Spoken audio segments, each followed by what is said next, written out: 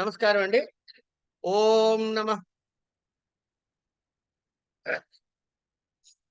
పాణినికాచ్యాయన పతంజలిభ్యః శబ్ద విద్యా సంప్రదాయ కర్తృభ్యః పరమ ఋషిభ్యః నమో మహద్భ్యో గురుభ్యః. ఏనాక్షర సమామ్నాయమధిగమ్య మహేశ్వరాత్ కృత్స్నం వ్యాకరణం ప్రోక్తం తస్మై పాణినయే నమః. ఏన ధౌతా గిరః పుంసాం విమలైః శబ్దవారిభిః తమశ్చాజ్ఞానజం భిన్నం తస్మై పాణినయే నమః. వాక్యకారం వరరుచిం భాష్యకారం పతంజలిం పాణినిం సూత్రకారం చ ప్రణతోస్మి మునిత్రయం నమస్కృత్య తదుక్తిః పరిభావ్య చ వైయాకరణ సిద్ధాంత కౌముదీయం విరచ్యతే.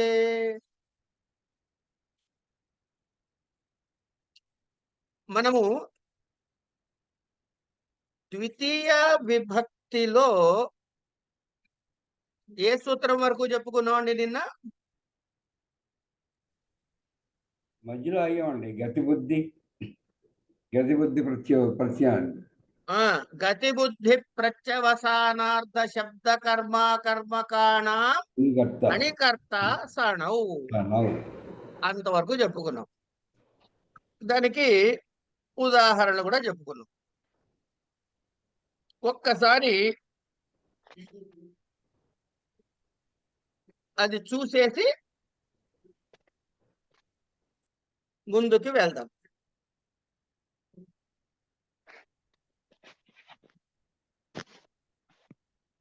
అకథితంచ అయిపోయిందా? అకథితంచ అయిపోయిందండి. అయిపోయింది. ఏమిటి అకథితంచ అంటే? అపానాది సంజ్ఞలకి చెప్పబడింది. చెప్పబడని అపానాది సంజ్ఞలకు కూడా కర్మ సంజ్ఞ వస్తుంది. అపాదానమా? అపాన అనకూడదు తల్లి, ఏమనుకోవద్దు. అపాదానాది దేంతో అకథితంగా అంటే వేటితో చెప్పబడకూడదు?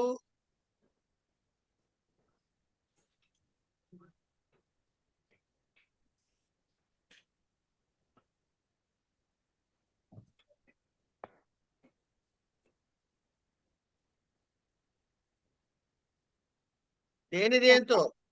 అపాదానము, సంప్రదానము, అధికరణము మున్నగు విశేషములచే.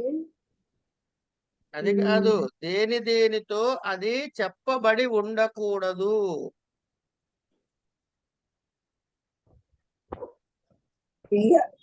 ఇట్లా అడగటాలు కుదరవు, తప్పు కదా?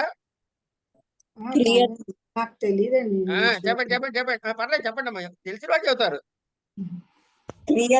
క్రియ ద్వారా చెప్పబడి ఉండదు. ఇంకా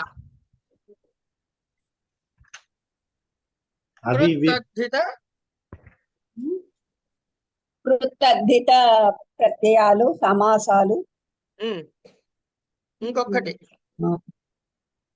కృతద్ధిత ప్రత్యయాలు, అవ్యయం, అదే నిపాతాలు. వీటి వల్ల తెలియదు. సరే, ఓకే. ఇప్పుడు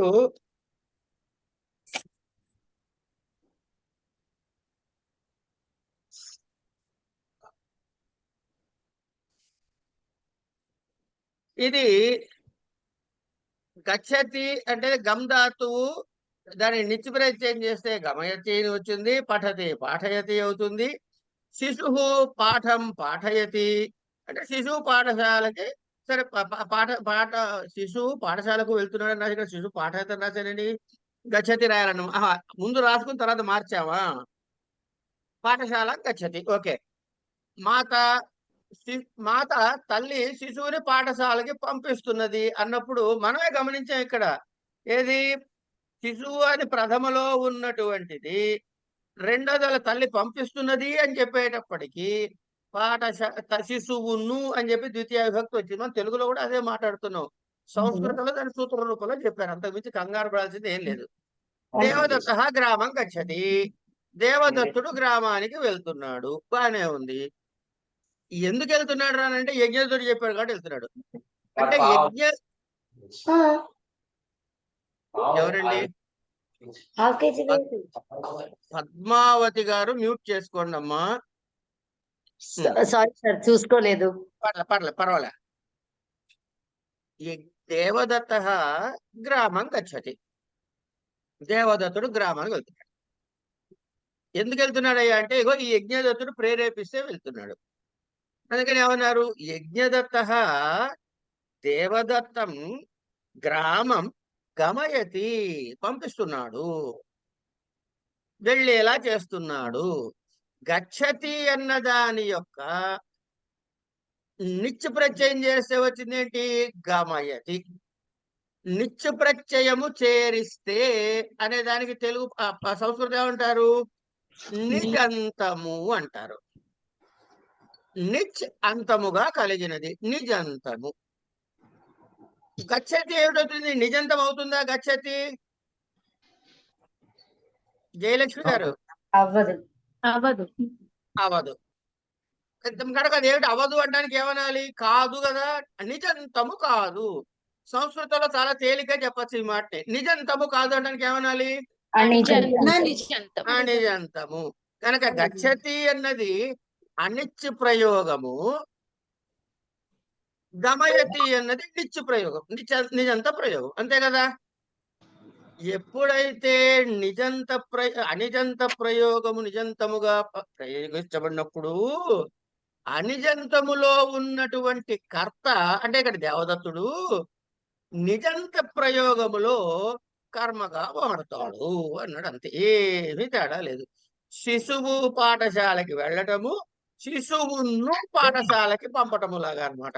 కనుక యజ్ఞదత్త దేవదత్తం గ్రామం గమయతి అని మనం రాసుకున్నాం.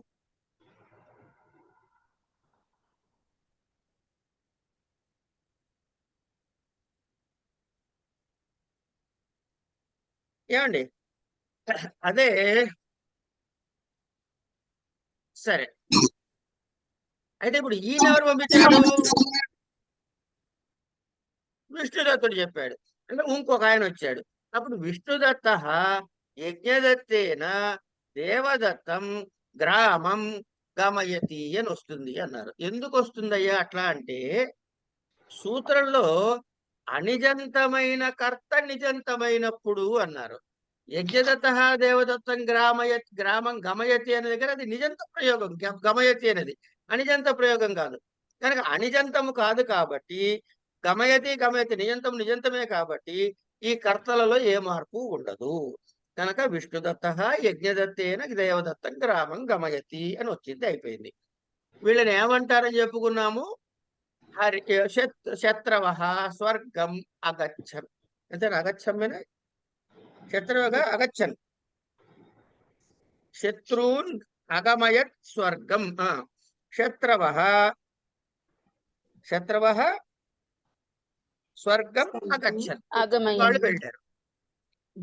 వెళ్తే ఏం చేశాట? హరిహి శత్రూన్ స్వర్గం అగమయత్. హరి శత్రువులను స్వర్గానికి పంపించాడు.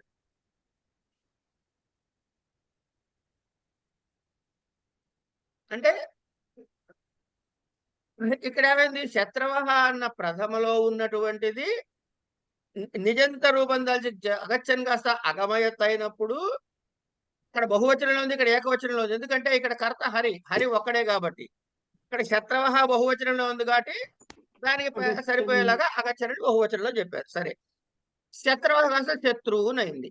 ఈ హరి ఏమనాలి? శత్రువ ఏమనాలి? శత్రువ అన్నవాడు కర్త. మరి హరి అంచేత హరిని ప్రయోజక కర్త అన్నారు. హరిని ప్రయోజక కర్త అన్నారు. శత్రువులను ప్రయోజకర్త అన్నారు. ఇంతే తేడా. ఇక్కడికి ఈ సూత్రం మళ్ళీ ఒక్కసారి రెఫ్రెష్ చేసుకున్నట్టు అయ్యింది. ఇది అయిపోయిన తర్వాత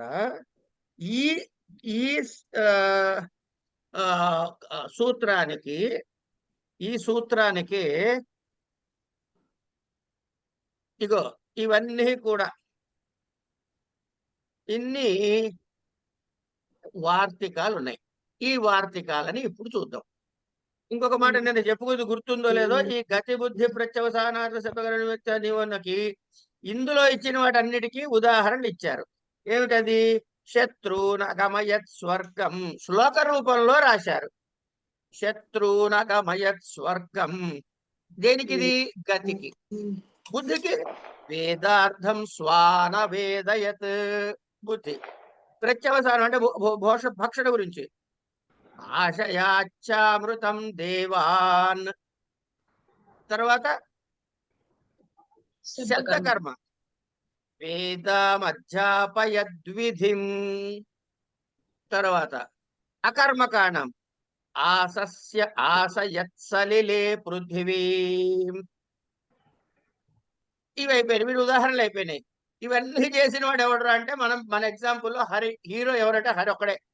యహ సమే శ్రీహరిర్గతి అని ఇంకా శ్రీహరికి నమస్కారము పెడుతున్నట్లుగా చెప్పిన శ్లోకంలో ఈ సూత్రానికి కావలసిన ఉదాహరణలన్నీ ఇచ్చారు.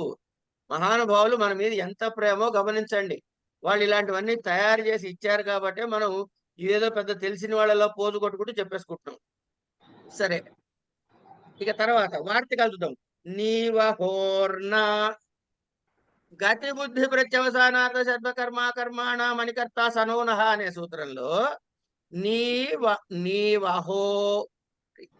నీవహోర్యన నీవహ్యోర్న నీవహ్ అనే ఈ రెండు ధాతువులకి నా రాదు. ఏమిటి రాదు? ఈ అణికర్త సనౌనః అన్నాడు కదా, అంటే ఆ ప్రయోజ్యకర్తకి నిజంత ప్రయోగములో ద్వితీయ విభక్తి రాదు. అది తాత్పర్యం. అదే కదా సూత్రార్థము. ప్రయోజ్యకర్తకి నిజంత రూపములో ద్వితీయ విభక్తి వస్తుంది అనుకున్నాం, అది రాదు అని చెబుతున్నాడు. నీవహ్యో నీవహ్యోహో ఏమిటైతే నీవహ అనే ఈ రెండు ధాతువులతో సంబంధం ఉన్నప్పుడు ఈ గతిబుద్ధి సూత్రం చేత కర్మ సంజ్ఞ ప్రవర్తించదు. అంటే ఏమిటవుతుంది? నీ అనే ధాతువుకి గత్యర్థక ధాతువులు, ఇవి రెండు కూడా గత్యర్థక ధాతువులే. తీసుకువెళ్ళుట, నయతి తీసుకువెళ్ళుట, వహతి మోసుకు వెళ్ళుట, ఇవి రెండు గతికి సంబంధించిన ధాతువులేగా. కానీ వీటికి రెండిటికి మాత్రము ఇగో ఈ అణికర్త ఈ సూత్రం ప్రవర్తించదు. ఎట్లాట? నాయయతి వాహయతి అనే వచ్చినప్పుడు భారం భృత్యేన భారం నాయయతి భృత్యేన భారం వాహయతి అనే వస్తుంది. కానీ ఈ భృత్యేన అనే దానికి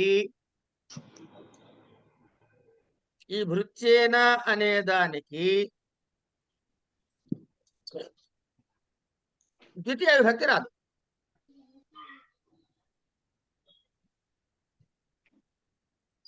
ఏమండి? అయిపోయిన తర్వాత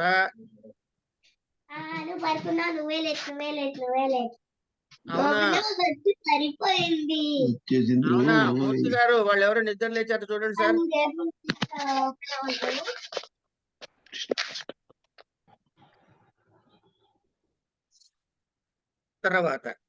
దాని తర్వాత ఏమంటున్నాడు? వెంటనే ఇంకొక వార్తకం. నియంతృకర్తుకస్య వహేరనిషేధ. ఇక్కడ ఆగండి ఒక క్షణం. గతి బుద్ధి ప్రత్యవసానార్థ శబ్ద కర్మ కర్మాణమనికర్త స నౌ అని చెప్పిన దగ్గర ఇది సామాన్యమైన రూల్. దీనికి ఏం చెప్పారు? ఎక్సెప్షన్ అంటే అపవాదముగా నీవహ్యోర్న అన్నాడు, అంటే అపవాదం. ఇందులో ఏవే ధాతువులు చెప్పారు? నీ ధాతువు వహ ధాతువు చెప్పారు. కింద చూడండి. నియంతృకర్తుకస్య వహేర్ అనిషేధ. ఈ అపవాదికి మళ్ళీ అపవాది చెబుతున్నాడు. అపవాదికి అపవాది చెబితే అర్థం ఏంటన్నమాట? ఒరిజినల్ వచ్చేసినట్లు లెక్క. గతిబుద్ధిలో ఏమన్నా నిజంతంలో ఏమన్నా కర్మ సంజ్ఞ వస్తుంది, నీ వహ్యోర్నహ దగ్గర కర్మసంజ్ఞ రాదు అన్నాడు. మళ్ళీ ఇక్కడ అనిషేధ అన్నాడు కాబట్టి కర్మసంజ్ఞ వస్తుంది అని అర్థం. ఏమిటది అంటే దీన్నే శాస్త్రంలో ప్రతిప్రసవము అంటారండి. సరే, వాహాన్ రథం వాహయతి సూత అని ఉదాహరణ ఇచ్చారు. వాహాన్ రథం వాహయతి సూత అనే ఉదాహరణ. నియంత్రక కర్తృకస్య వహేర్ అనిషేధ. నియంతృ అనంగా ఏంటి? నియంతృ అనగా సారథి. సారథి కర్తగా కలిగిన ఒక సారథి కర్తగా కలిగిన వహధాతువుతో సంబంధం ఉన్నప్పుడు మాత్రము నియంతృ కర్తృకస్య అంటే ఒక సారథి వహతి అంటే కనుక రథం మీద రథం గురించి మాట్లాడుకుంటున్నాం కదా ప్రస్తుతం.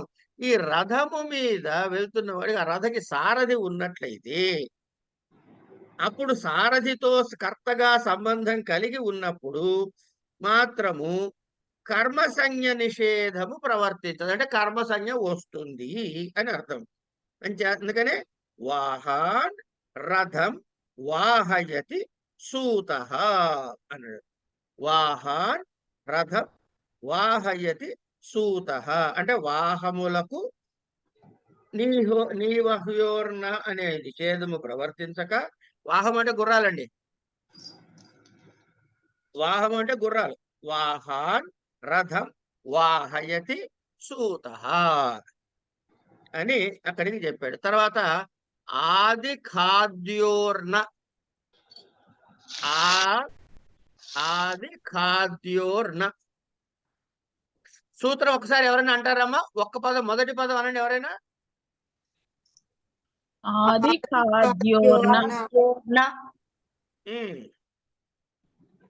అది సరే, అసలు సూత్రం గతి బుద్ధి ప్రత్యవసానార్థ శబ్ద ఒకటే వర్డ్ గతి. గతి గత్యర్థక. అవునండి, గతి. ముందు గతి దగ్గర అవుదాం. గతి బుద్ధి గతి దగ్గర ఆగండి. గతి ఆ గతికి సంబంధించినటువంటి నిషేధ సూత్రము లేకపోతే వార్తికం ద్వారా సాధించేది నీ వహ్యోర్న. ఓకే, బుద్ధికి తెలిసి నియంత్రకర్తృకస్య వాహేర్ అనిషేధ. తర్వాత ప్రత్యవసాన. ఇగో ఆది ఖాద్యోర్న భక్షేర్ అహింసార్థస్య వస్తున్నాయి. చూద్దాం, పట్టుకోండి ఇక్కడ చూడండి. అంటే అందులో ఉన్న ప్రతి ఎలిమెంట్ కి ఒక వార్తికం కనబడుతోంది మనకు. అది చెప్తాం తాత్పర్యం. ఆధికార్యోర్న అంటే అధభక్షణి అనేటువంటి అధ భక్ష అనే ధాతువులతో యోగం ఉన్నప్పుడు అధ భక్ష ఇవి రెండు దేనికి సంబంధించింది? ప్రత్యవసానార్థం అంటే భోజనం చేయడం అనే తాత్పర్యంలో చెప్పుకునేవి కదా. వీటికి ఇగో ఈ రెండు వార్తికాలు చెబుతున్నారు. ఏది? ఎక్సెప్షన్స్ చెబుతున్నారు. ఏమిటది? అధ అనేది భక్ష అనే ధాతువులతో యోగం ఉన్నప్పుడు ఈ గతిబుద్ధి సూత్రము చేత కర్మసంజ్ఞ ప్రవర్తించదు. నా అన్నడుగా ప్రవర్తించదు. అంచేత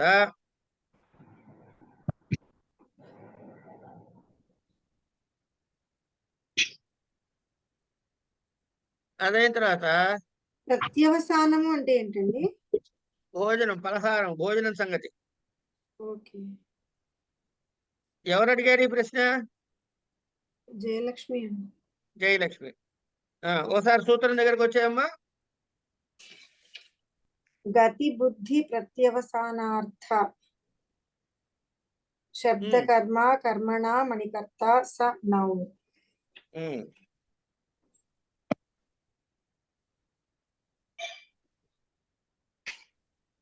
ప్రత్యవసానము అంటే భక్షణ. ఏమండి? అలాగే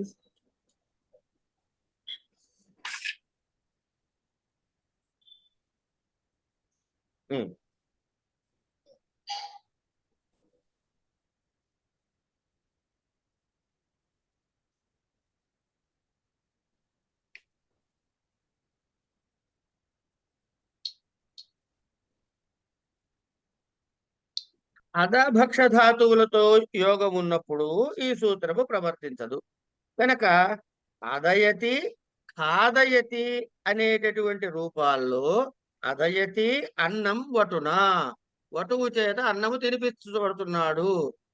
భక్షయతి వటున, వటువు చేత. ఏమండి ఎందుకు వటువు చేత అని తృతీయలో వచ్చింది? పైన ఏముంటుంది? వటుహు అన్నం ఖాదతి అని ఉంది. వటుహు అన్నం ఖాదతి. ఖాదతి అన్నది అనిజంతం. దాని నిజంత ప్రయోగంలో ఖాదయతి అయింది, అదయతి అవుతుంది. ఇప్పుడు ఈ వటువుకి ఏమవ్వాలి? ద్వితీయ రావాలి. వటువుకి ద్వితీయ రావాలి అంటే వటుం కావాలి, కానీ కాదు అని చెప్పాడు. ఎందుకు? ఈ వార్తికం ద్వారా. మరి ఏమిటవ్వాలి అప్పుడు? మరి ఏమిటవ్వాలి? అలాగే ఉండాలి. అంటే కర్తగానే ఉండాలి. ఏ కర్తగా? ప్రయోజ్యకర్తగా. ప్రయోజ్యకర్తగా. ప్రయోజకర్త ఎవడు? సరే కాసేపు మనకి ఎవరు ఎక్కడ దొరకకపోతే ఎవరున్నాడు? హరి ఉన్నాడు. హరిహి అయిపోయింది. ఇప్పుడు ఖాదయతి అనేటటువంటిది ఎవరిని సూచిస్తోంది? హరిని సూచిస్తోంది. తినిపిస్తున్నాడు కదా. ఎవరు తినిపిస్తున్నాడు? హరి. అందుకని హరికి ఏ సూత్రం ఉన్నది? ఏదో ఉంది. ప్రథమ ఎందుకు వచ్చింది హరికి? అభిహితం. హరి అభిహితం అయ్యాడు కాబట్టి ప్రథమలో వచ్చాడు. మరి వీడు కర్తే ఎవరు? వటుడు. కానీ వీడు అభిహితుడు అయ్యాడా? ఖాదయతి తోటి అవ్వలేదు. కాలేదు. కనుక కర్తృకరణయో తృతీయ. అందుకని వటునా అని వచ్చింది. అట్లాగే అదభక్తి రెండిటికి. తర్వాత ఇంకొక వార్తగా చూడండి. అక్షేరహింసార్థస్య న. సరే ఆది కాదు అన్న అయిపోయింది. ఇక్కడ భక్షేరహింస న అంటే ఏంటి? ఇది ప్రత్యవసానం అంటే భక్షణ అని చెప్పుకున్నాం కదండి. దానికి రావాలి కదా రూల్ ప్రకారము. అయితే ఒక చిన్న క్లారిఫికేషన్ లాంటిది ఇస్తున్నాడు. ఏమని ఇస్తున్నాడయ్యా అంటే,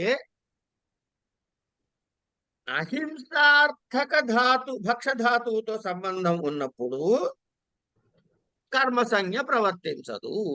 భక్షేర్ అహింస. చెప్పండి. చెప్పుడు. కూర్చున్నా అదే నేను చూశాను.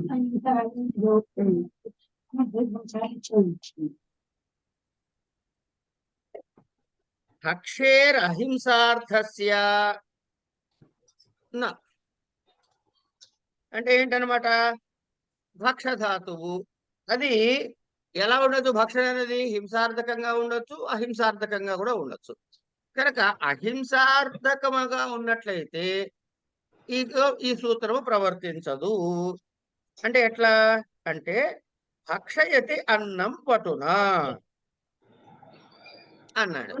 అన్నము వటువు చేత తినపెచ్చబడుతున్నది.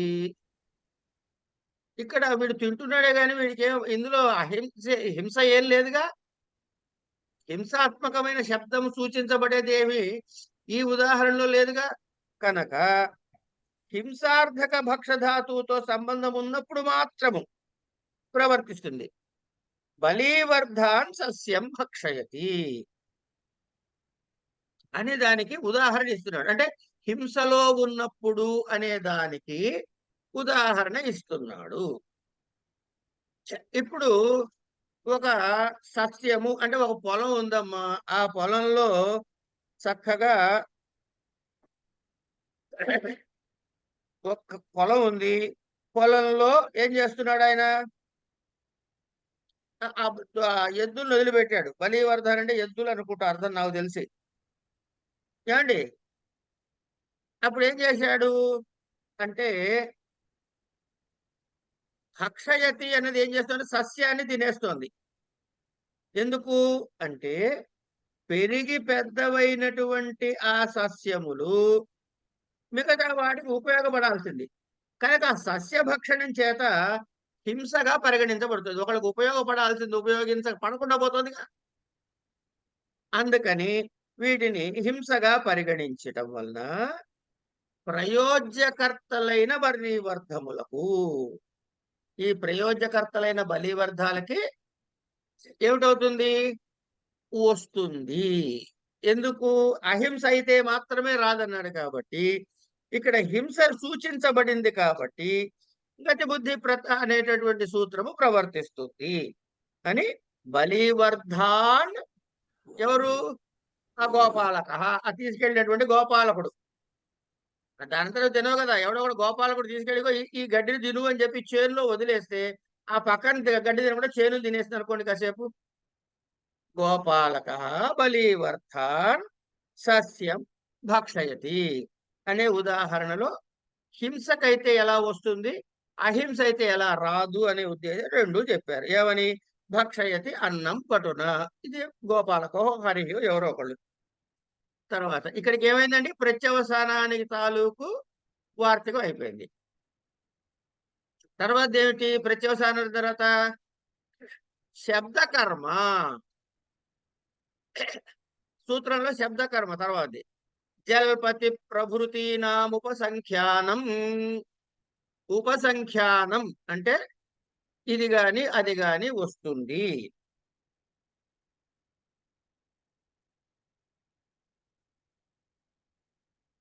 ఏమిటి? జల్పతి ప్రభృతి అంటే జల్పతి ధాతు ఒకటే కాదు, అలాంటి జల్పతి మొదలైన ధాతువులన్నీ కూడా, జల్పతి ధాతువులతో సంబంధం ఉన్న ఏ ధాతువు అయినా అన్యంతావస్థలో ఉన్న కర్తకి న్యంతావస్థలో కర్మసంజ్ఞ కలది అవుతుంది. పుత్రం ధర్మం జల్పయతి భాషయతి దేవదత్త.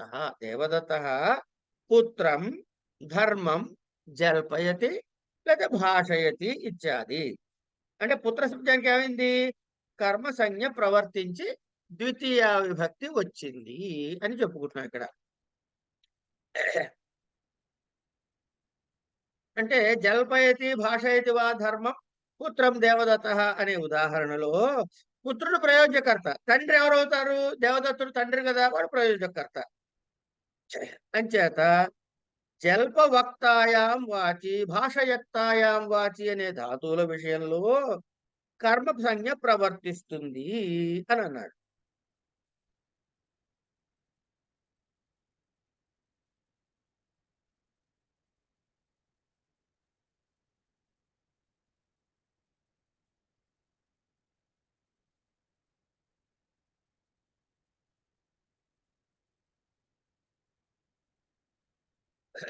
ఇప్పుడు పైన వేదము కదా మనకు ఉదాహరణ ఇచ్చారండి. ఏమిచ్చారు? వేదార్థ మన ఆశయం దేవాన్ వేదం అధ్యాపయత్ విధిం. వేదము అధ్యాపన చేయించాడు ఎవరితోటి? బ్రహ్మగారితోటి. విధి అంటే బ్రహ్మగారితోటి అని ఉదాహరణ దేనికి ఇచ్చారు అంటే శబ్దకర్మకి ఇచ్చారు. శబ్దకర్మకి ఉదాహరణగా ఇచ్చారు. అది ఇక్కడ మనం చెబుతున్నటువంటి ఏమండి? వేదార్థం తర్వాత వేదం అవేదయ అధ్యాపయత్ విధిం, ఇది శబ్దకర్మ. అంటే ఏమైంది? వేద, శ్లోకం, కావ్యం, గ్రంథ, పద్యం ఇవన్నీ కూడాను శబ్దకర్మలు. అంటే వేదము అంటే ఏమిటండి? ఒక వాక్యం చదువుతాము. శ్లోకం ఒక వాక్యం ఉంది, అది శబ్దకర్మ. శబ్దము ఒక్క కర్మ, అది శబ్దకర్మగా ఉన్న పదాలవి. కానీ ఈ జల్పతి అనేది శబ్దకర్మ కాదు, మాట్లాడటం. ఆశయతి అనేది మాట్లాడటం. ఇవి శబ్దకర్మ కిందకి రావు. శబ్దకర్మ కిందకి రాకపోయినా వీటికి కూడా ఆ స్థితి కల్పించటం కోసమని వార్తికంలో వాటిని పూరించారన్నమాట. శబ్దకర్మ స్థితికి తీసుకువెళ్ళారు అని మనం అర్థం చెప్పుకుని తర్వాత ఏమన్నాడు? దృశేచ. సార్ నాకు జలపతి అర్థం కాలేదు. జలపతి అంటే మాట్లాడటం అండి. అలా ఈ సూత్రం ఈ వార్తికం అదేంటనండి. ఇప్పుడు పైన చెప్పండి శబ్దకర్మ అన్నాడు. ఏమండి అవును. శబ్దకర్మ అంటే ఏమిటి అనే దానికి మనకి వ్యవహారం ఉదాహరణలు ఇచ్చారు. ఏమిటది? శబ్దకర్మ అంటే వేదము, శ్లోకము, గ్రంథము, గీతము, గద్యము, పద్యము ఇవన్నీ రాస్తాం కదండి. ఆ, శబ్దము వ్రాయబడినది, గీతము వ్రాయబడినది, వేదము వ్రాసుకున్నాం మనం. అంటే మౌఖికంగా జరిగిన వేదము వ్రాయబడినది. అది శబ్దకర్మ. శబ్దము గురించి చేసిన కర్మ కదా. అవును.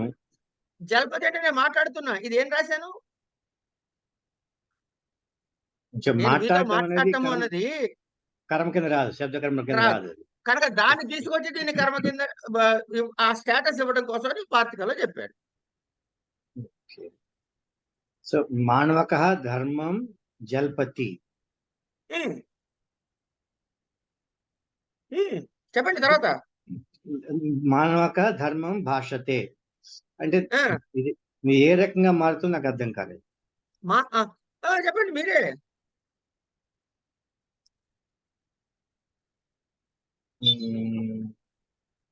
జల్పయతి,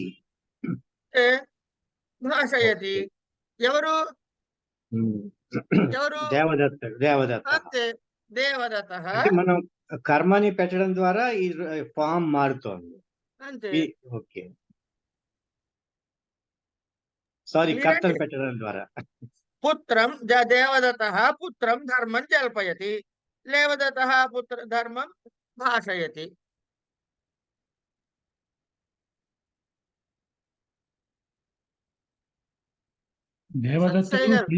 దేవదత్తుడు ప్రయోజక కర్మ అయినాడు. కర్త.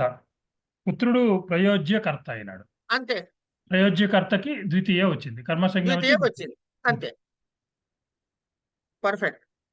దృశేశ్చ దృశ్యధాతువుకితో సంబంధం ఉన్నప్పుడు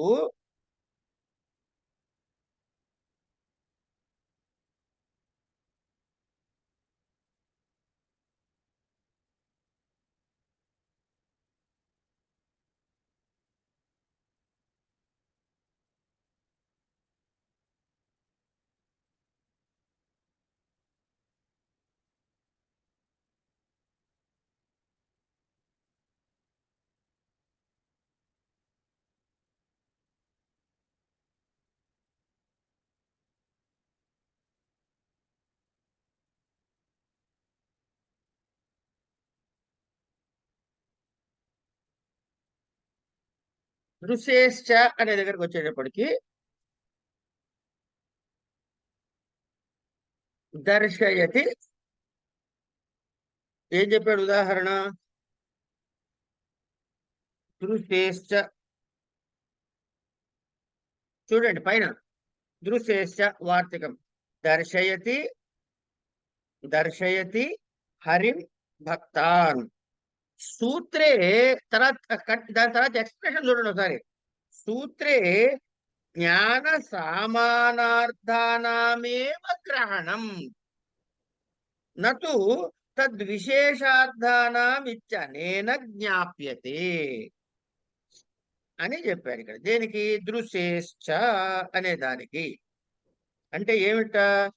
దృశ్యధాతువుతో సంబంధం ఉన్నప్పుడు అన్యంతావస్థలో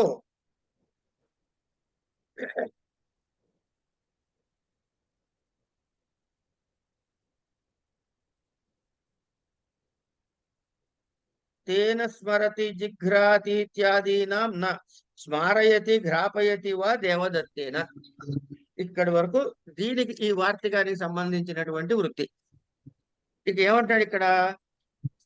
ఈ వాక్యంలో ప్రయోజ్యకర్తలు ఎవరు? దర్శయతి హరిం భక్తాన్ అన్నాడు కదా.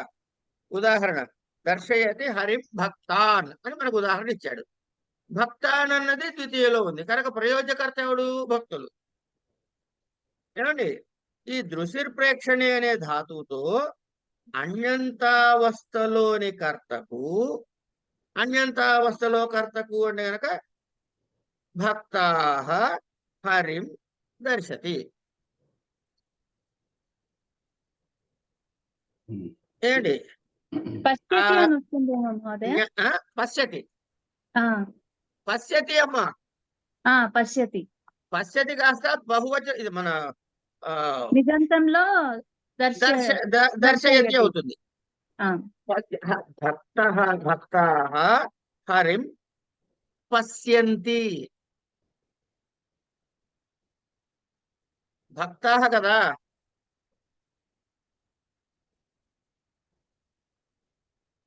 భక్తాః బహువచనం కదమ్మా. అవును మహోదయ. అంటే భక్తుడు హరిని చూశాడు. భక్తులు హరిని చూశారు. భక్తులు హరిని చూశారు.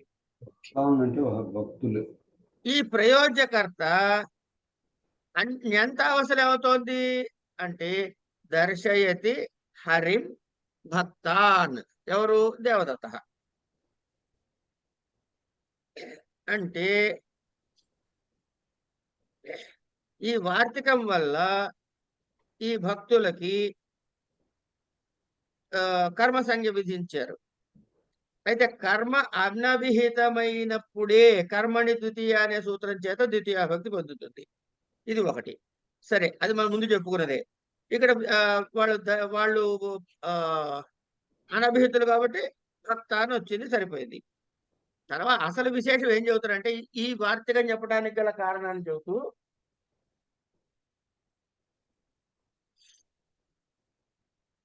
బుద్ధి విశేషాత్మకము వల్ల గతి బుద్ధ్యాది సూత్రము చేతనే దృశ్యధాతువు కూడా ప్రయోజకర్త కర్మ సంఖ్య విధించబడాలి.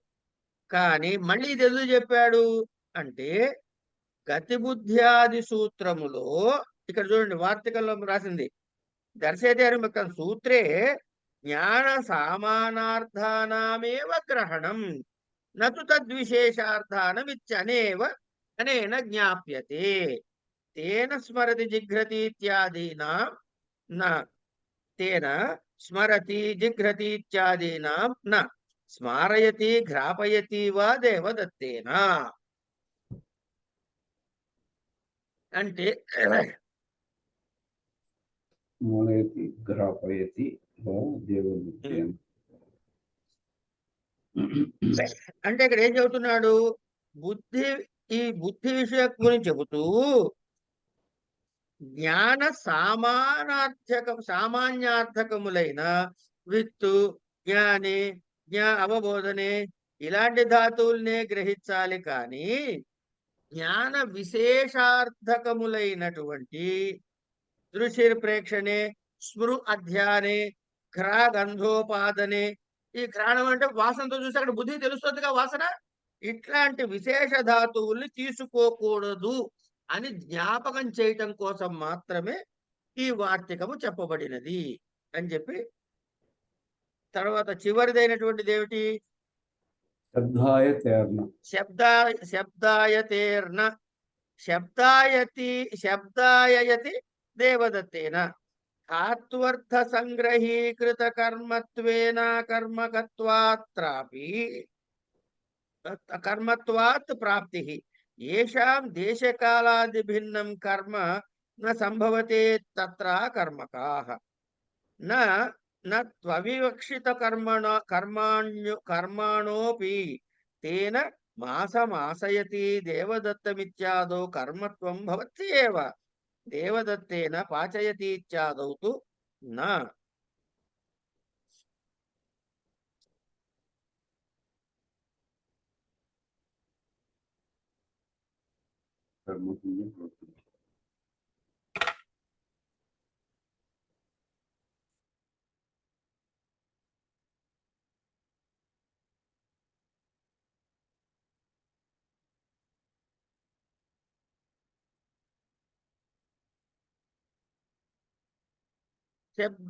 శబ్దాయయతి దేవదత్తేన, అదే కదా ఉదాహరణ ఇచ్చాడు.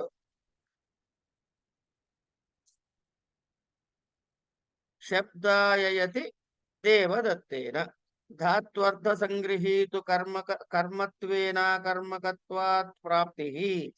ఓకే, శబ్దాయతి దేవదత్తేన. ఈ ఉదాహరణలో ఏం చేస్తున్నాడు? దేవదత్తుడు ప్రయోజకర్త, దేవదత్త శబ్దాయతే. దేవదత్త శబ్దాయతి అనేది ఏమిటవుతుంది? శబ్దాయతి అన్నది ఏమన్నా నియంత ప్రయోజకం అయితే శబ్దాయతి అనేది అనిజంత ప్రయోజకం. యజ్ఞదత్త దేవదత్తేన శబ్దాయతి అనేది నియంత వాక్యం అవుతుంది. ఎందుకు? శబ్దాయతే న అన్నాడు కాబట్టి. ఎందుకంటే శబ్దాయతి అంటే శబ్దం కరోతి అని అర్థం. శబ్దాయతి అంటే అర్థం ఏంటండి? శబ్దం కరోతి. కరోతి. కరోతి అంటే చేస్తున్నాడు అనేనా? అవును గురుగారు. చేయటము అంటే కర్మేనా? కర్మ. కర్మ. మరి సూత్రంలో ఏం చెప్పాడు? అకర్మక అన్నాడుగా. శబ్ద కర్మ కర్మకాణం అన్నాడుగా. అవును. సరే, ఈ శబ్ద రూపమైన కర్మ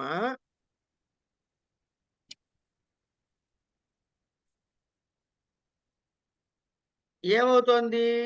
ఈ శబ్ద రూపమైన కర్మ అయినా ధాత్వర్జముతే స్వీకరించబడినప్పుడు ఈ ధాతువు అకర్మకముగా పరిగణించబడుతోంది. కానీ ఈ గతిబుద్ధి సూత్రం అకర్మకమైన శబ్ద భాష అనే ధాతువుకు తో సంబంధము కాక ఇక్కడ ఈ యొక్క వార్తికము చేత అక్కడ అకర్మకంగా స్వీకరించబడుతోంది. దేనివల్ల? ధాత్వర్థంతో శబ్దము అనే దానికి ధాత్వర్థంతో తీసుకుని. కానీ దానివల్ల ఏమవుతుంది?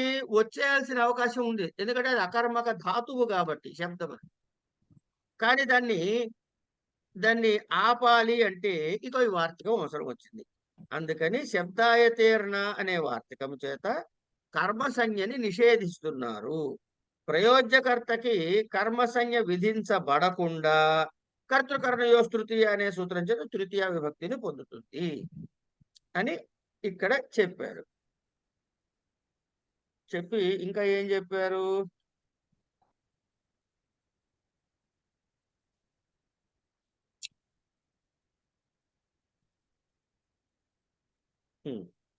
ఏషాం దేశకాలాది భిన్నం కర్మణ సంభవచ్చిత్యేత్ర కర్మకాః నత్వవివక్షత కర్మణోపి తేన మాసయతి దేవదత్తమిత్యాదో కర్మత్వం భవత్యేవ దేవదత్తేన పాచయతి ఇత్యాదో తు నా. ఓకే,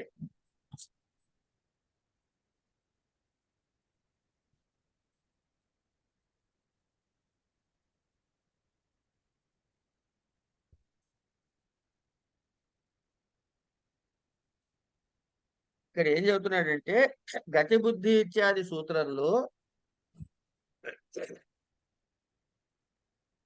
దేశ కాల భావ గంతవ్యాధ్వవాచకముల కంటే దేశ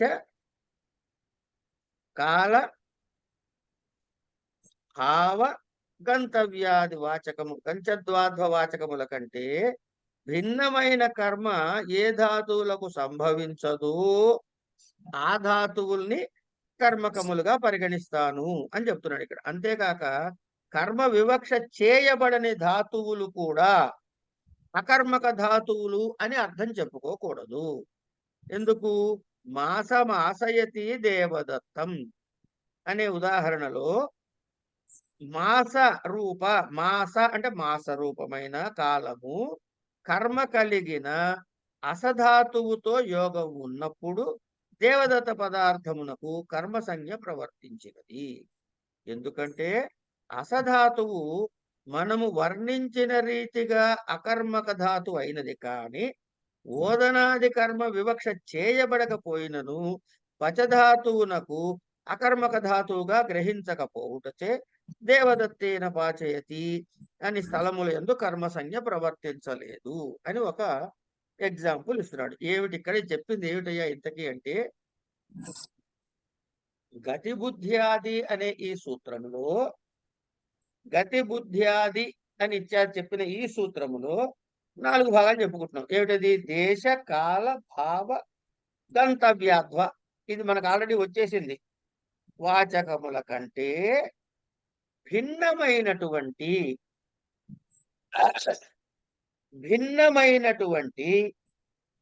కర్మ ఏ ధాతువులకు సంభవించదో ఆ ధాతువులే అకర్మకములుగా పరిగణించబడతాయి అని చెప్పాడు.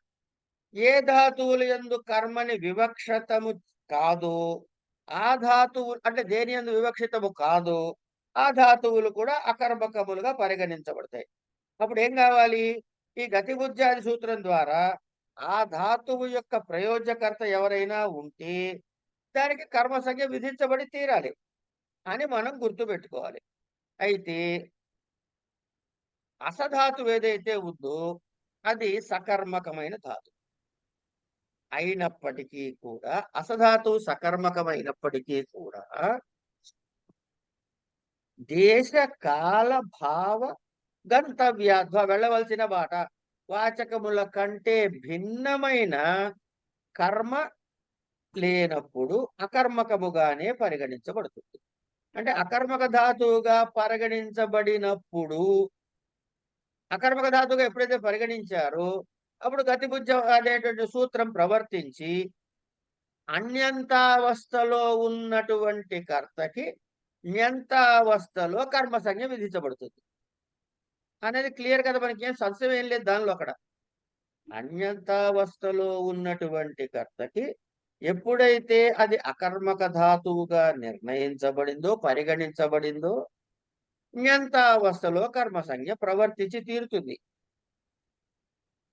కానీ ఇది ఒక ఉదాహరణ. అయిన తర్వాత అదే ఒక సకర్మక ధాతువు ఉంది. ఈ ధాతువులో దేశము కాలము భావము గంతవ్య వాచకముల కంటే భిన్నమైన అర్థం ఉందనుకోండి.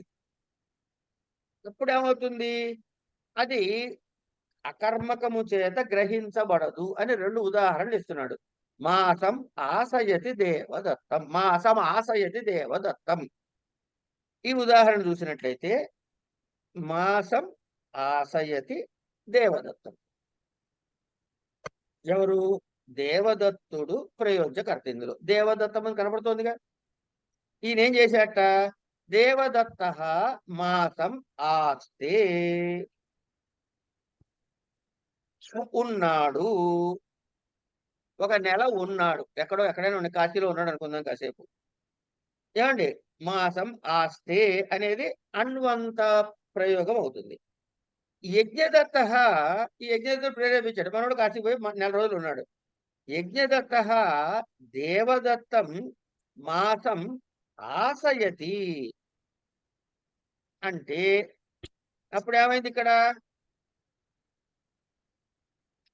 దేశకాలాన్ని దేశమును గురించి కాలమును గురించి చెబుతున్నాడు. మాసము అనేది కాల సంబంధమైన వాచకమే కదా. ఇది సకర్మకమైన అకర్మకముగా ఎప్పుడు నిర్ణయించబడుతుంది? దేశ కాల భావ గంతవ్యార్థ వాచకం కంటే ఉన్నప్పుడు. కనుక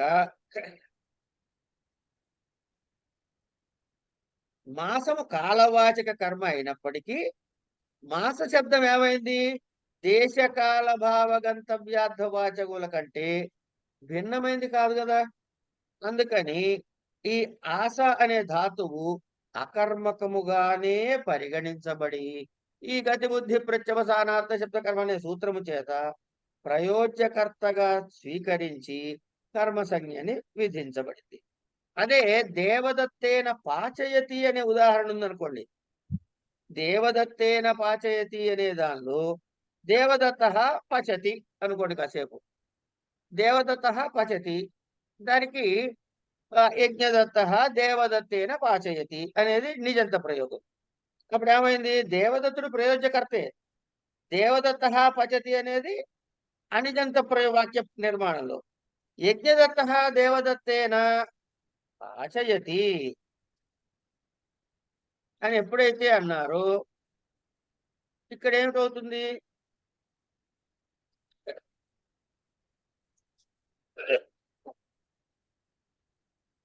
ఇది మీరు చెప్పిన గతి బుద్ధి అదేంటి దేశకాల భావ గంతవ్యార్థవాచకంలోకి రాదు కాబట్టి ఇక్కడ అకర్మకంగా స్వీకరించడానికి లేదు అని చెప్పి దానికి ఉదాహరణ ప్రత్యుదాహరణ రెండూ కూడా మనకి ఇక్కడ చూపించారు.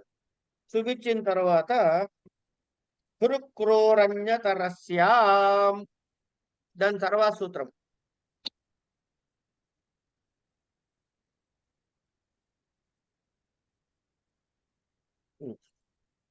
హృక్రోరణ్యతరస్యాం హృక్రోరణౌ యః కర్త సణౌ వా కర్మసంజ్ఞం స్యాత్.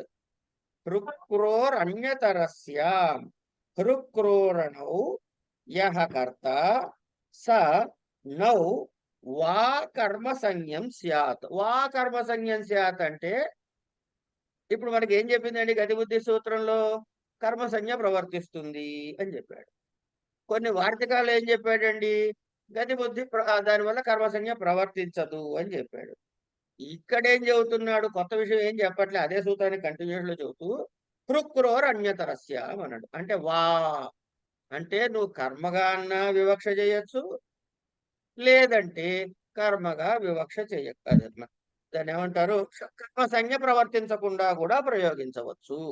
అంటే ఏమైందప్పుడు? యః కర్త స నౌ వా కర్మసంజ్ఞం స్యాత్. వస్తే కర్మసంజ్ఞ వస్తుంది, లేకపోతే అలాగే కర్తగానే ఉండి ప్రయోజకర్తకి ఏమొస్తుంది? తృతీయ విభక్తి వస్తుంది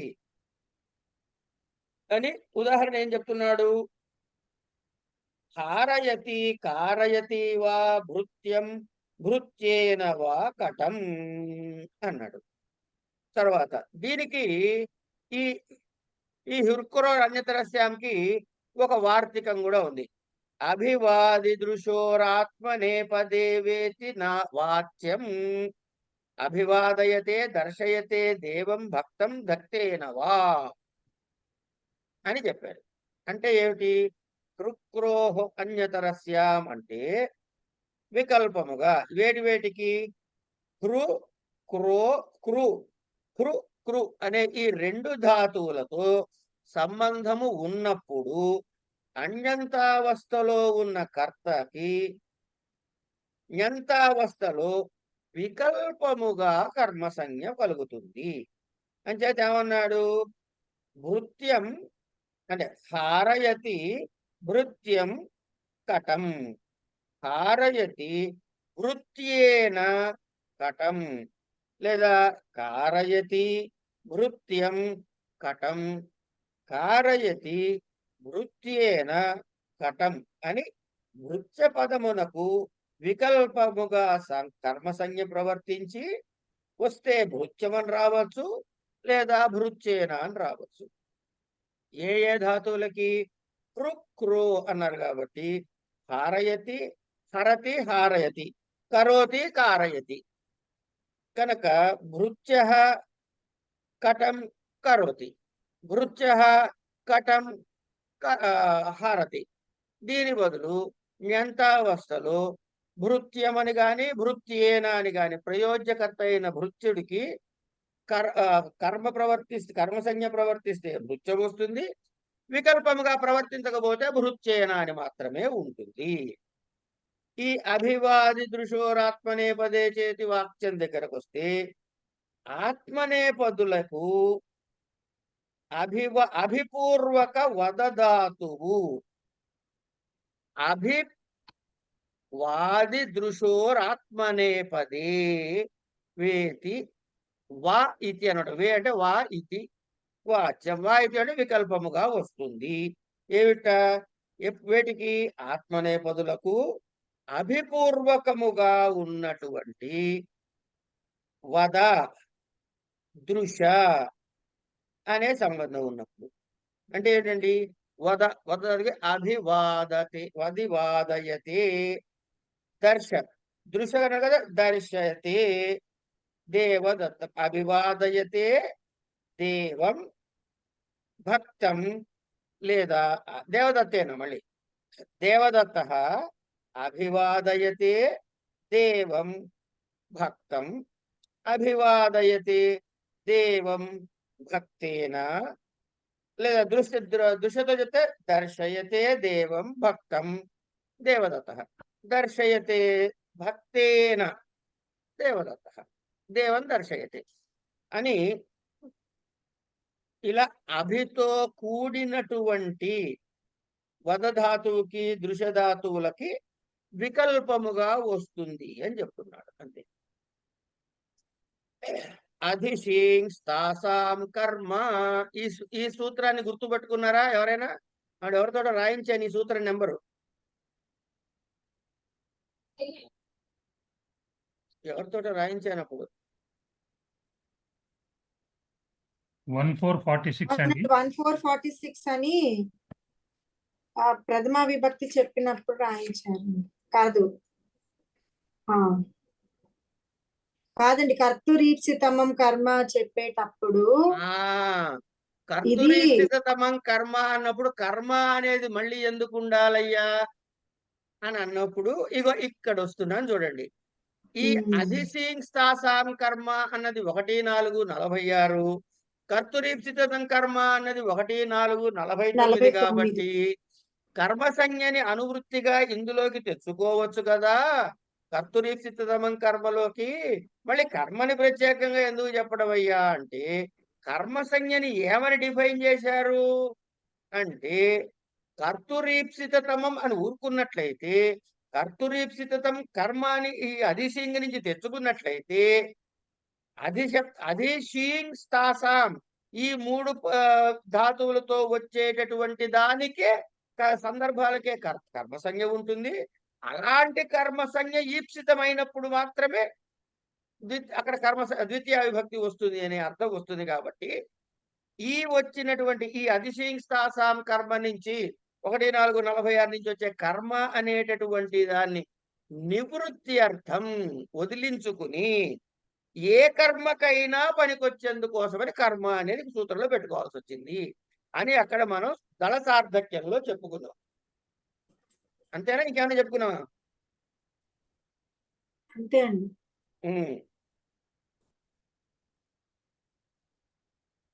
అధిశీంస్తాసాం కర్మ అధిపూర్వాణామేషాం ఆధారః కర్మ స్యాత్. ఏమిటంటున్నారు? అధిశీంస్తాసాం కర్మ, ఆధారో అధికరణం అనే సూత్రం నుంచి ఆధారః అనే పదము అనువర్తించింది ఇక్కడికి.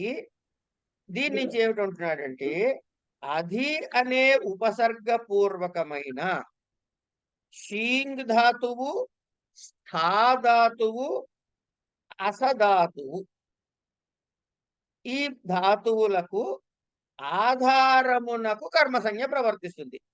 షీంగ్ స్థా అస అన్నదానికి రావలసిందేమిటి? అధికరణ సంజ్ఞ. ఇది వినండి జాగ్రత్తగా. అంటే ఏమిటవుతుంది?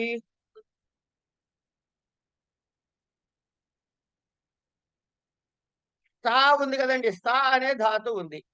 అది షీంగ్ స్థా ఆస అన్నారు కాబట్టి స్థా అనే ధాతుకి తిష్టతి, అధితిష్టతి అని అన్నాడు. అందుకని స్థా ధాతువు నుంచి వచ్చింది. ఎక్కడున్నాడు? అధితిష్టతి వైకుంఠం హరిహి. హరి ఎక్కడున్నాడండి? హరి కుత్ర తిష్టతి? వైకుంఠే తిష్టతి. హరి కుత్ర తిష్టతి అంటే వైకుంఠే తిష్టతి అని సప్తమిలో చెప్పాలి. కానీ అధితో ఉంది కాబట్టి అధిశీంస్తాసాం కర్మ అనే ఈ సూత్రముతో అధిపూర్వకమైన స్థాధాతు అధితిష్టతి అనే రూపంలో ఎక్కడుంటాడు అనేటువంటి అధికరణ సంజ్ఞ స్థానములో దానిని బాధించి ఏమొచ్చింది? కర్మ సంజ్ఞ ప్రవర్తించింది. అందుకని అధితిష్టతి వైకుంఠం హరిహి అన్నాం. అట్లాగే షీంగ్ ధాతువు శయనే. ఈయన ఎక్కడ పడుకుంటాడండి? వైకుంఠంలో పడుకుంటాడు. హరి ఎక్కడ నిద్రపోతున్నాడయ్యా అంటే మా ఇంట్లో పడుకుంటాడని చెప్పంగా. సేతే వైకుంఠే హరి, అది తగిలించారు కాబట్టి అధిశేతే వైకుంఠం హరి. ఎక్కడున్నాడయ్యా? అధ్యాస్తే వైకుంఠం హరి. ఈ వైకుంఠం హరి కామన్ గా పెట్టుకున్నాడు అధిశీంస్తాస మూడిటికి కూడా. అధిసేతే అధితిష్టతి అధ్యాస్తే వైకుంఠే అని అనకుండా అధి శబ్దంతో ముందుంది కాబట్టి ఏమండి సేతే తిష్టతి ఆస్తే అనే వాటి బదులు అప్పుడు వచ్చేటట్టు వైకుంఠే పోయి వైకుంఠం అని వచ్చింది. అంటే ఆధారం అయిన వైకుంఠం ఆధారం కనుక ఇది అధితో కూడుకున్నటువంటి స్త్రీ సాసాం అనే కనుక కర్మసంజ్ఞ ప్రవర్తిస్తుంది అని చెప్పాడు. దాని తర్వాతి సూత్రము అభినివిశ్చ అభినివిశ్చ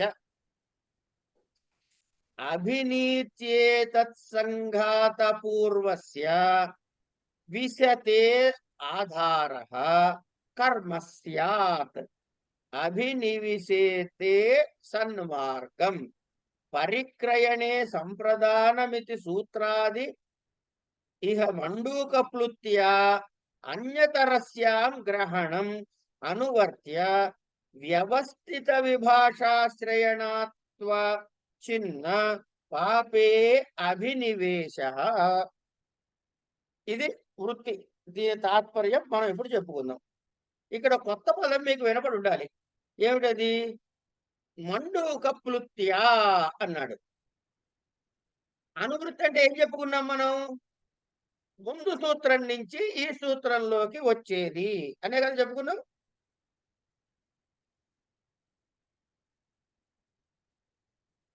ముందు సూత్రము నుంచి ఈ సూత్రంలోకి తెచ్చుకునేది. అయితే ఊరికే మీకు అర్థం కావడం కోసం చెబుతున్నా.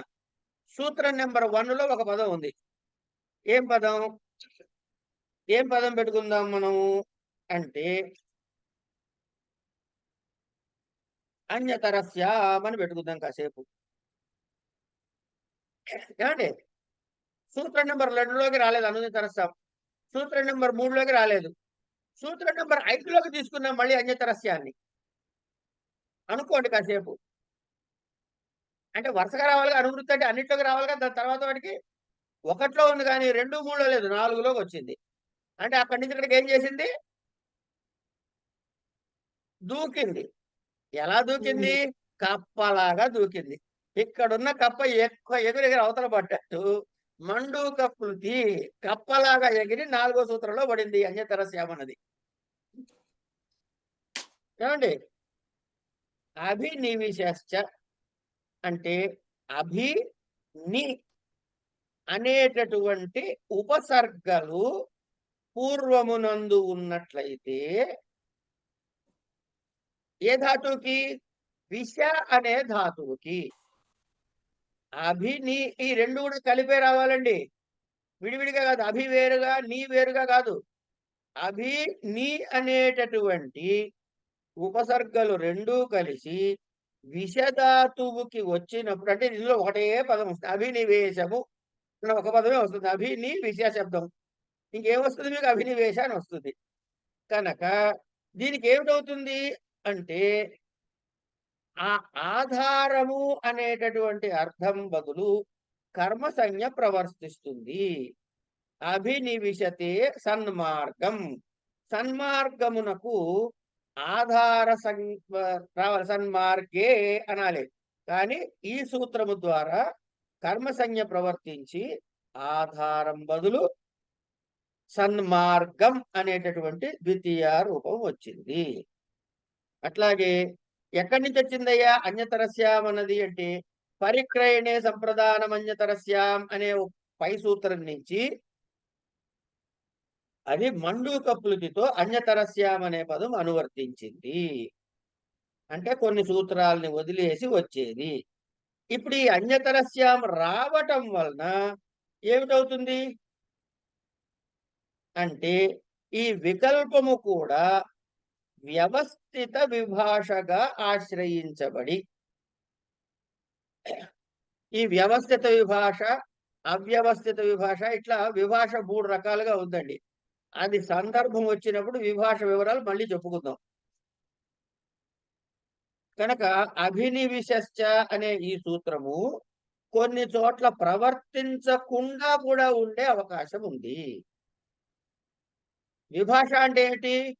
నా వా ఇది విభాష కదా సూత్రం, నవేతి విభాష కనుక అన్నాం కదా.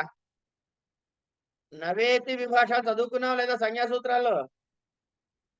నా అంటే రాదు అనే కదా. నా అనే దానికి రాదు అనే అర్థానికి కూడా విభాష అనొచ్చు కదా. వా అన్న విభాష అనొచ్చు కదా. అంటే వికల్పముగా అని గాని రాదు అని గాని రెండింటికి చెప్పుకోవచ్చు విభాష అనే మాట. అందుకని ఇక్కడ కొన్ని చోట్ల నిశ్చయముగా రాదు అని చెప్పడానికి పాపే అభినివేశ అని ఒక ఉదాహరణ చూపించి ప్రత్యుదాహరణ అంటారు దీన్ని. ఇక్కడ పాపానికి, పాప శబ్దానికి కర్మ సంజ్ఞ ప్రవర్తించలేదు. ఎందుకంటే ఈ మండుగొప్పులతో తెచ్చుకున్న అన్యతరస్యాల్లోని విభాష, ఈ విభాష వల్ల ఏమన్నా ఇక్కడ అన్నా అని అర్థం చెప్పుకుని దానివల్ల పాపే అని అన్నాడు, కానీ పాపం అనలేదు. అభినివేశతే సన్మార్గం దగ్గర కర్మం చూపించాడు, పాపే అభినివేశ అనే దగ్గర చూపించలేదు. ఇవి రెండు గుర్తు పెట్టుకుందాం. ఇక చివరి సూత్రం ఒక్కటి చెప్పేసుకుంటే అయిపోతుంది. చివరి సూత్రం కాదు, చివరి రెండు సూత్రాలు. ఉపాన్వధ్వాం సహ ఉపాన్వధ్వాం స్వహ వసహ సారీ ఉపాన్ వధ్యాంగ్వసః ఉపాధిపూర్వస్య వసతేరాధారః కర్మసంజ్ఞం స్యాత్. ఉపవసతి, అనువసతి, ఉపవసతి, అనువసతి, అధివసతి, ఆవసతి, ఉపవసతి. ఏమండి? అనువసతి, ఉపాను, ఉపాను ప్లస్ అధి, ఉపాన్వధి, ఉపా ప్లస్ అధి, ఉపాను, ఉపాను ప్లస్ అధి, ఉపాన్వధి, ఉపాన్వధి ప్లస్ ఆంగ్, ఉపానధ్వాంగ్. ఏమండి? దానికి ఏమిట? వసహ, వసుధాతువు. ఉపానధ్వాంగ్ వసహ అంటే ఉపాధి పూర్వ వసతేరాధార కర్మసంజ్ఞం స్యాత్.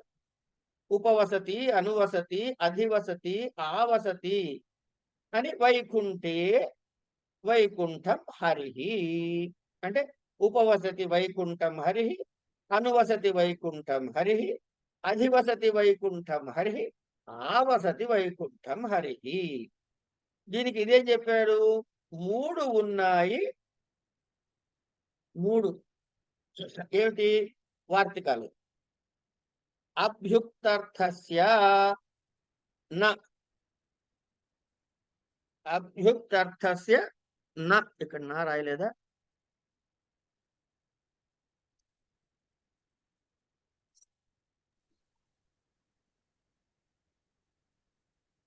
వనే ఉపవసతి. ఏమండి? ఉభ సర్వతసో కార్య ధిగుపర్యాయాదిషు త్రిషు ద్వితీయాం రేడితాంతేషు తతో అన్యత్రాపి దృశ్యతే. తర్వాత ఉభయతః కృష్ణం గోపాః సర్వతః కృష్ణం ధిక్ కృష్ణా భక్తం ఉపర్యుపరి లోకం హరిః అధ్యధిలోకం అధోధో లోకం అభితః పరితః సమయా నికషాః ప్రతియోగేపి. ఇది ఇంకో వార్తకం. అభితః కృష్ణం గ్రామం సమయా నికషా లంకాం ఆ కృష్ణా భక్తం తస్య శోచ్యత ఇత్యర్థః. రుభుక్షితం న ప్రతిభాతి కించిత్. అదండి.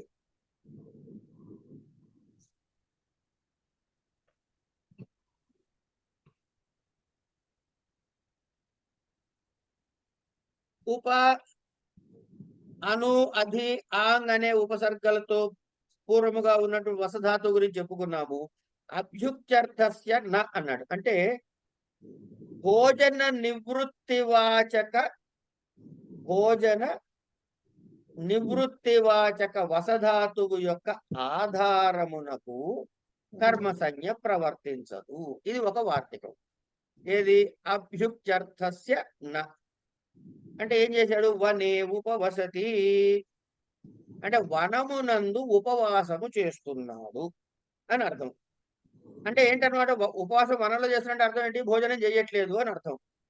అంటే భోజనము చెయ్యట్లేదు అనే అర్థం కనుక అభుక్త్యర్థస్య భోజనము చెయ్యట్లేదు తినటం లేదు భోజన నివృత్తి అనేది అర్థం కనుక ఈ ఉదాహరణలో కర్మ సంజ్ఞకి నిషేధము పైన కర్మ సంజ్ఞ చెప్పాడుగా అందుకని కర్మ సంజ్ఞకి నిషేధము చెప్పాడు కాబట్టి వనే ఉపవసతి అని వచ్చింది కానీ వనం ఉపవసతి అని రాలేదు.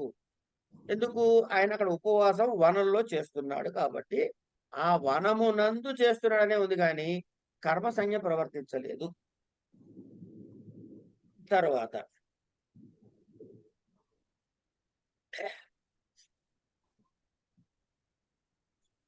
తర్వాత ఏమిటి ఉభ సర్వత్రసో కార్యాధిగు పర్యాదిషు త్రిషు ఏమిట ద్వితీయామ్రేడితాంతేషు తత్రోన్యత్రాపి దృశ్యతే. ఈ ఉభ సర్వతసో కార్య అని మొదలుపెట్టి ఈ ఉపపదములతో ఈ ఉపపద విభక్తులు చెబుతున్నాడు. ఏమిటది ఉభ సర్వతసో కార్య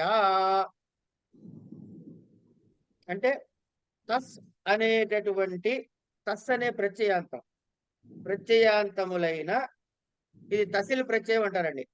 తస్ అనే ప్రత్యయాంశములైన ఉభ సర్వ శబ్దములకు ఉభ సర్వత సర్వ తసహ తసో ఏమిటవి ఉభయతః సర్వతః అనేటటువంటి రెండు రూపాలు ఉభ సర్వత తసహ. ఉభ అంటే అప్పుడు ఏమైంది తసంత ప్రత్యయాంతమైన ఉభ సర్వ శబ్దాలకు వచ్చినప్పుడు ద్వితీయ విభక్తి వస్తుంది. ఎట్లా ఉభ ప్లస్ తస కదా ఉభయతః సర్వతః అన్నవి ఉభ శబ్దం మీద సర్వశబ్దం మీద తసిల్ ప్రత్యయం చేయగా వచ్చిన రూపాలు కనుక ఉభయతః కృష్ణం గోపాహ సర్వతః కృష్ణం అనే ఉదాహరణ కృష్ణ శబ్దానికి కృష్ణ అని రావడానికి బదులు కృష్ణం అని ద్వితీయ రూపం వచ్చింది. తర్వాత ఏమిటన్నాడు ఉభయ సర్వతసో కార్య దిగుపర్యాదిషు త్రిషు దిక్ ఉపరి అధి అధస్ ఉపర్యాదిషు త్రిషు.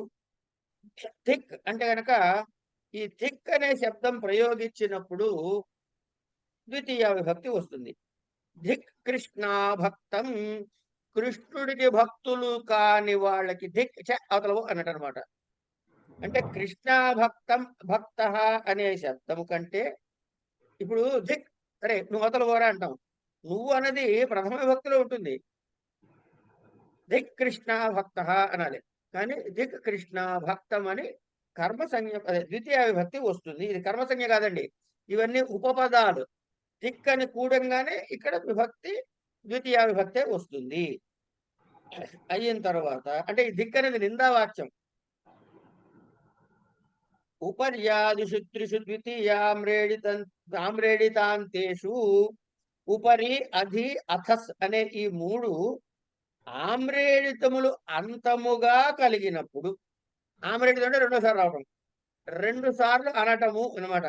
పో వెళ్ళు వెళ్ళు ఇవన్నీ ఏంటి ఆమ్రేడితాలు వెళ్ళు 2 సార్లు వచ్చింది అన్నప్పుడు ఈ పై 3 శబ్దాలు ఉన్నాయే ఈ 3 శబ్దాలకి కూడా ప్రయోగించినప్పుడు ఈ 3 శబ్దాలతో ప్రయోగించినప్పుడు ద్వితీయ విభక్తి వస్తుంది. ఆమ్రేడితం అంటే తస్య పరమామ్రేడితం అని సూత్రం ఉంది. ఒకే పదమును దాని పరమైన దానికి ఆమ్రేడితము. ఈ రెండింటికి కలిపి ఒక పేరుంది సంజ్ఞ తర్వాత పదానికి ఓ సంజ్ఞ ఉంది ముందు పదానికి ఓ సంజ్ఞ ఉంది. అంటే ఇప్పుడు వెళ్ళు వెళ్ళు అన్నాము. వెళ్ళు వెళ్ళులో ఏమయ్యా వెళ్ళు ఏంటయ్యా అన్నారు అనుకోండి, ఏ వెళ్ళు? మొదటి వెళ్ళ రెండో వెళ్ళ కదా. కనుక మొదటి వెళ్ళుకో పేరు, రెండో వెళ్ళుకో పేరు, రెండింటి కలిపి వెళ్ళు వెళ్ళుకు ఒక పేరు. ఇలా ఈ రెండో దానికి తస్య పరం ఆమ్రేడితం, మొదట చెప్పిన దాని తర్వాత రాసినటువంటి రెండో వెళ్ళుకి ఆమ్రేడితము అనే సంజ్ఞ ప్రవర్తిస్తుంది. సరే, అది ఇక్కడ అవసరం లేదు, కానీ ద్విరుక్తం అవుతుంది అని అర్థం. ఉపర్యుపరి లోకం హరిహి అన్నాడు. ఉపరి ఉపరి ఉపరి అధి అధస్ అని 3 శబ్దాలు ఇచ్చాడు కదా, ఇవి ద్విరుక్తమైనప్పుడు ఉపర్యుపరి ఏమిటి? లోకం హరిహి. హరి ఎక్కడున్నాడయ్యా అంటే ఈ పై పై పై పై పైన పైన పైన పైన పైన లోకంలో ఉన్నాడు. ఉపర్యుపరి లోకం, లోకే అనకుండా లోకం అన్నాం. హరి ఉండే ప్లేస్ చెప్తున్నాం కదా, అంటే సప్తమి రావాలి మామూలుగా, కానీ ఇక్కడ ద్విరుక్తం అవటం వల్ల ఇక్కడ ఉపర్యుపరి లోకం హరిహి. అట్లాగే అధి, అధి శబ్దానికి ఏమిచ్చాడు? అధ్యది లోకం, అధి అధి అధ్యది లోకం, అధో అధో లోకం, కింద కిందకి, అధ శబ్దానికి కిందకి, అధో అధో లోకం, ఉపర్యుపరి లోకం, అధ్యది లోకం అని 3 ఉదాహరణలు ఇచ్చాడు. తర్వాత ఇంకా ఏమి ఇచ్చాడండి? ద్వితీయామ్రేడితాంతేషు తతోన్యత్రాపి దృశ్యతే ఉభయత అభిత పరిత. తర్వాత ఇంకొక వార్తికం ఏమిటది? అభిత పరిత సమయా నికషాః ప్రతియోగేపి. అభిత పరిత సమయా నికషాః ప్రతి, వీటితో సంబంధం ఉన్నప్పుడు కూడా, ఇవి కూడా ఉపపద విభక్తులే అండి, ఉన్నప్పుడు కూడా ద్వితీయ విభక్తి వస్తుంది. అభిత కృష్ణం, పరిత కృష్ణం, ఇట్లా అభిత కృష్ణం, పరిత కృష్ణం, గ్రామం సమయ నికషాలంకా హా కృష్ణ భక్తం తస్య సోచ్యత ఇత్యర్థః. బుభుక్షితం న ప్రతిభాతి కించిత్.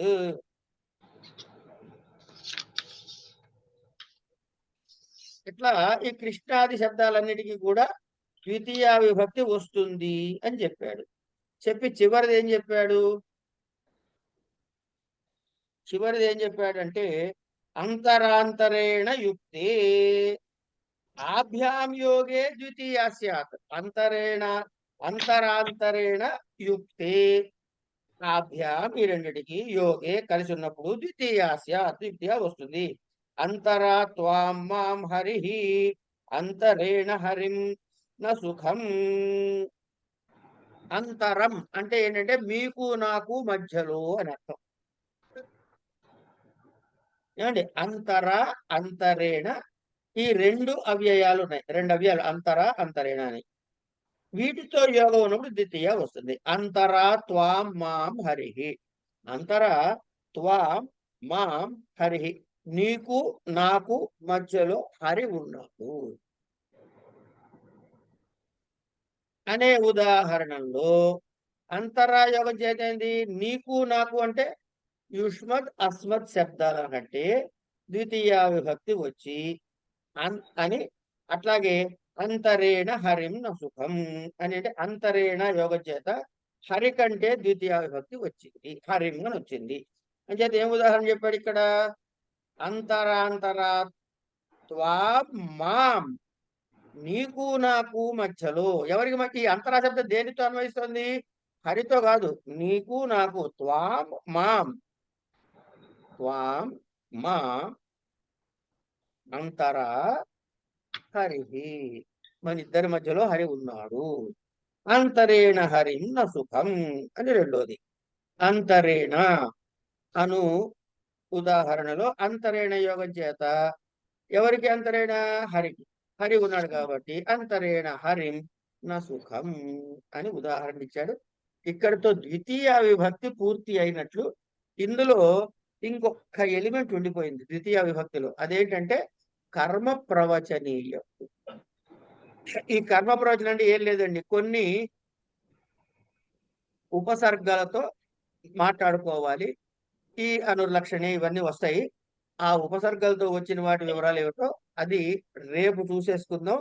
రేపు కర్మ ప్రవచనీయ సంజ్ఞ గురించి పూర్తయిపోతే ద్వితీయ విభక్తి బ్లాక్ అయిపోతుంది. ఎప్పుడైతే ద్వితీయ విభక్తి బ్లాక్ అయిపోయిందో ఇక మిగిలింది ఏమిటి ఉంటుందండి మనకి? కర్మ ప్రవచనీయాలతో ద్వితీయ విభక్తి అయిపోతుంది. ఇవాళకి ఇది ఇక్కడికి ఆపేసుకుంటున్నాం.